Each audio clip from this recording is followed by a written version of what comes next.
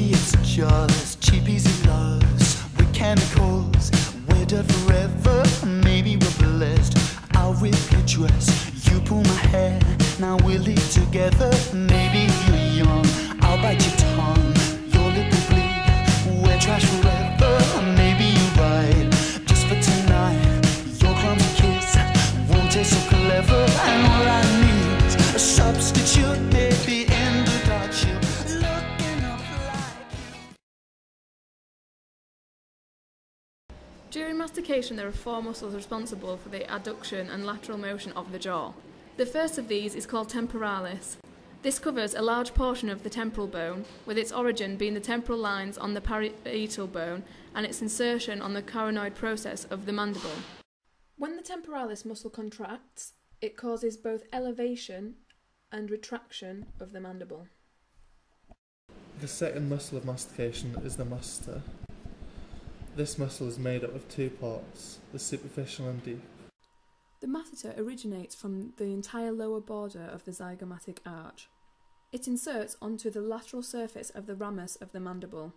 The action of the masseter is to elevate the mandible. After cutting through part of the zygomatic arch and the mandible, we can see the medial and lateral pterygoid muscles.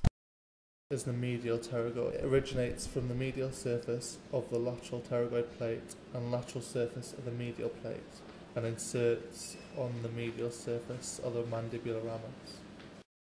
The medial pterygoid protrudes, elevates, and laterally moves the mandible. The final muscle is the lateral pterygoid, which also has a superior and inferior head.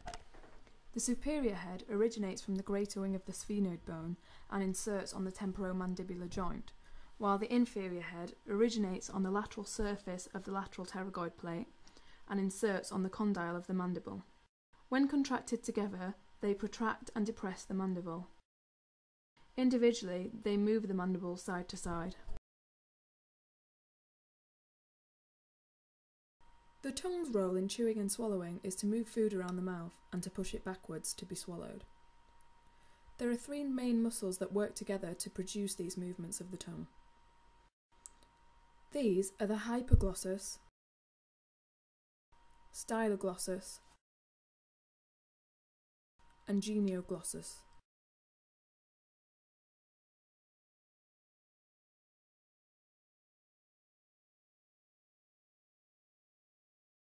There are several main features of the mouth and throat that are involved in swallowing. These are the bolus of food, the tongue, a flap of cartilage called the epiglottis that prevents food entering the trachea when swallowing, the trachea,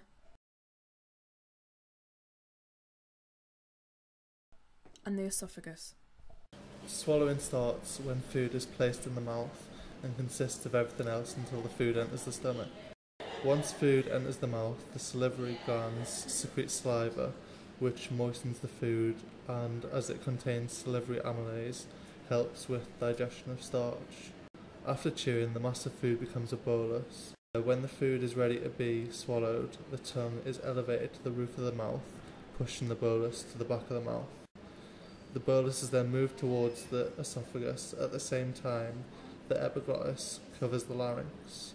The upper esophageal sphincter relaxes to allow the bolus to move into the esophagus and then contracts, forcing the bolus down through the esophagus. Peristalsis then occurs in order to transport the bolus to the stomach.